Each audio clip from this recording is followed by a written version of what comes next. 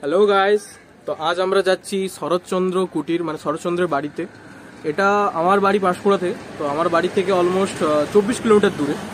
আর তোমাদেরকে যেতে হলে তোমরা যদি ট্রেনে আসো তো তোমরা ফার্স্টে নামবে দেউলটি স্টেশন। ওকে, তো দেউলটি স্টেশন থেকে শরৎচন্দ্র বাড়ি হচ্ছে, যদি টোটো ওখান থেকে অ্যাভেলেবেল আছে আমি দেখাবো সেটাও, ওই জন্য ব্লগটা দেখতে থাকো। আর ওই স্টেশন থেকে মাত্র 3.5 কিলোমিটার, আর যদি হেঁটে যাও ভেতর রাস্তা দিয়ে আই থিঙ্ক 1.8 কিলোমিটার খানিক রাস্তা হবে। তো আপাতত আমরা যাচ্ছি আমার পুরো ফ্যামিলিকে নিয়ে, আমার মা, আমি, দিদি, ভাই আর পিসিমণি। এই যে আমার দিদি, হাই। চলো তাহলে একদম গাড়ি চালাতে চালাতে দেখা হচ্ছে দেউলটিকে। তো এটা হচ্ছে সামনে কথাশিল্পী শরৎচন্দ্র চট্টোপাধ্যায়ের বাড়ি, এই দেখুন লেখা আছে সামনে শরৎচন্দ্র চট্টোপাধ্যায়ের বাড়ি।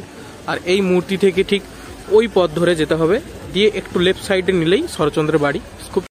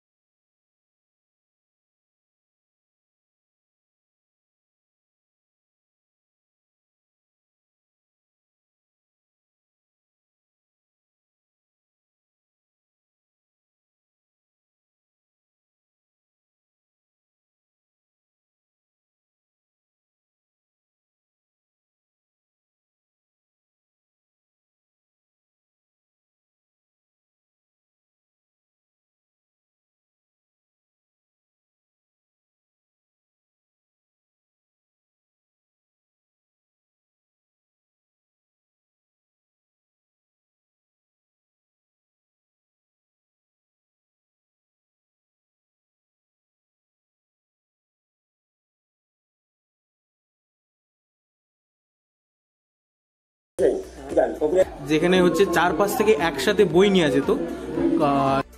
দেখো রেডিও, বাক্সটা বাবু রেডিও, তারপরে যখন গড়গড়া তামাক খেতেন, আর আলমারিতে যে বইগুলো আছে উনি পড়াশোনা করতেন।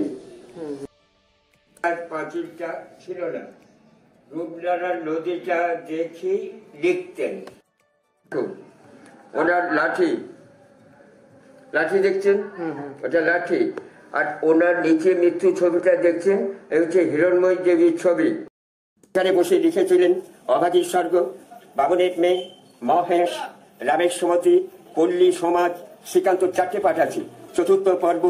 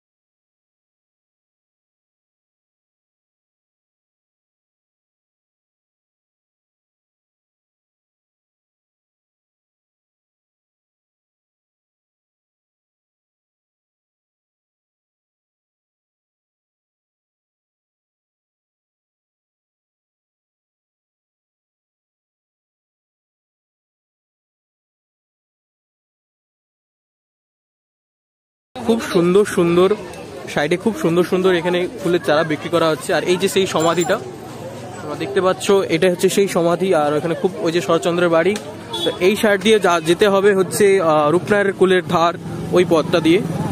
তো চলো।